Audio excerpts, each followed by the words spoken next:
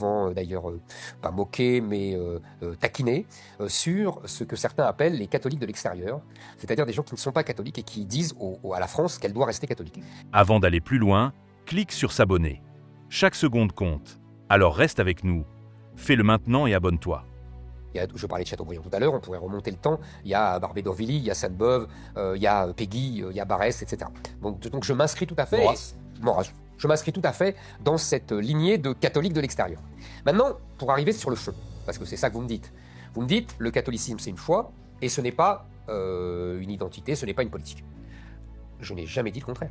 J'explique justement dans toutes les premières pages que l'invention, entre guillemets évidemment, du catholicisme, c'est justement de privilégier la foi sur les œuvres, sur l'appartenance à une cité, sur l'appartenance à un peuple. C'est la grande transgression de saint Paul, que vous connaissez mieux que moi, et que j'explicite un peu pour les gens qui ne le savent pas, et parce que je pense que c'est fondamental. Et pour moi, c'est ce qui fonde la liberté individuelle, et ce qui fonde l'Occident. Donc vous voyez, c'est pas rien. C'est là-dessus que je ne suis pas d'accord d'ailleurs, au fond.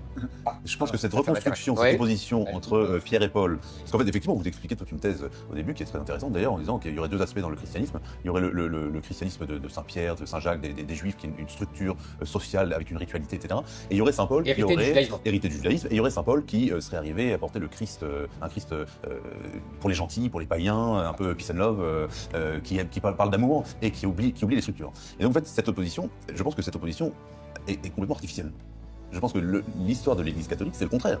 C'est l'union, la symbiose, la synthèse entre Saint-Pierre et Saint-Paul, et que recréer une division qui vous arrange bien, parce que justement ensuite vous dites c'est la droite et la gauche en fait. Non, ça m'amuse votre point de vue, parce que c'est exactement ce que j'écris. C'est-à-dire que je dis, les catholiques n'apprécieront pas, parce que justement tout le travail de l'Église, c'est justement de faire cette synthèse. Mais je ne dis pas le contraire. Je dis qu'il y a une dialectique entre...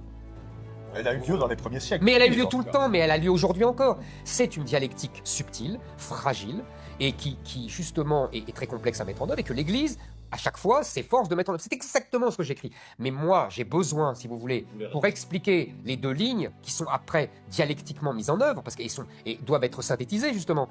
C'est exactement comme... Il y a une autre synthèse aussi qui est faite tout le temps dans l'Église. C'est... La religion, c'est un lien entre les vivants et les morts, entre des gens qui sont sur la même terre, hein, la terre et les morts, pour parler comme Barès, et en même temps c'est catholicos, et donc c'est universel. Là aussi, vous allez me dire, ah ben non, il n'y a pas de ligne, il y a une dialectique et une synthèse qui est faite par l'Église. Je n'en disconviens nullement. Moi, j'ai besoin de montrer, si vous voulez, les deux lignes pour expliquer ce qui va venir après et tous les conflits au sein de la chrétienté, etc. Mais je n'ai jamais dit que l'Église n'avait pas justement pour mission de faire la synthèse entre les deux. Mais accordez-moi que la synthèse est parfois difficile à mettre en œuvre et qu'il y a des conflits terribles au sein de l'Église, par exemple les protestants, c'est pas pour rien que vous comprenez ce que je veux dire. Mais je ne dis pas que la synthèse n'a pas été réussie. La synthèse est réussie puisque ça fait 2000 ans que le catholicisme existe. Mais elle est fragile et elle est intéressante à démêler.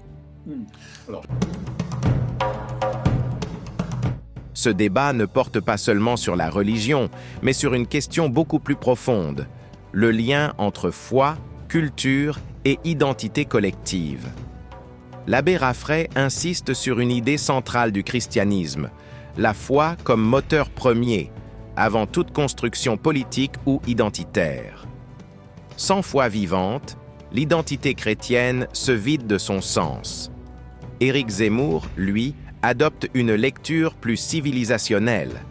Pour lui, l'identité chrétienne est aussi une structure historique, culturelle et sociale qu'il faut défendre, même dans une société largement déchristianisée. On retrouve ici une tension classique que décrivait déjà le philosophe Paul Ricoeur, celle entre l'héritage spirituel et son incarnation dans l'histoire.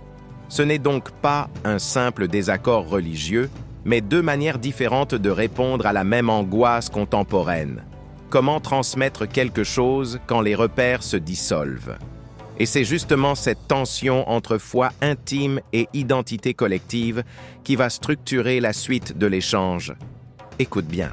Tout à fait. Non, c'est-à-dire que la synthèse est intéressante, mais justement, on a l'impression que vous dites il faut retrouver la structure, donc l'aspect hérité du judaïsme, l'aspect pétrinien, si on veut, et laisser de côté Saint Paul et le délire gauchiste. J'ai jamais dit ça.